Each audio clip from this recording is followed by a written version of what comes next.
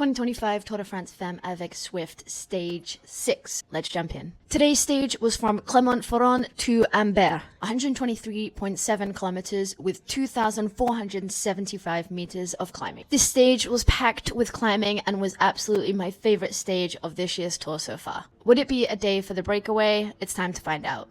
Elise Chabet in the Queen of the Mountains polka dot jersey was the first one to attack. There was a leading group of around 20 riders as people were keen to make a move. This was broken down pretty quickly to just 12 riders. Elise Chabet was only 1 minute and 19 seconds down from the leader on GC, so the peloton was super keen not to let her out their sight. Into the last 50 kilometers of the stage, the riders were heading towards the Category 1 climb, the Col du Bial. Silke Smulders fought out the top of the summit, with Elise Chabet getting the better of Smulders. Then Cedrine Cabot went on the attack on their descent and was joined by last year's winner of the Tour, Cassia Niewiadoma-Fini. These are two super strong women, and this was a clear warning to any of the peloton and GC riders that weren't near the front of the race. At 35.3 kilometers to go, the breakaway was whittled down to just 3 riders. Then, a kilometer later, the peloton caught up and reeled back in Cedrine and Cassia. With 32.2 kilometers to go and just a few kilometers from the summit, Maeva Squiven breaks away from the group and attacks off the front. She looks super strong. When she reaches the top of the summit, she has a 1 minute 5 second lead over the peloton. And then we see some crazy descending skills from her. She is super talented, and this was really fun to watch. Squiven is no threat to the GC. However, other riders were very hungry for a stage win for themselves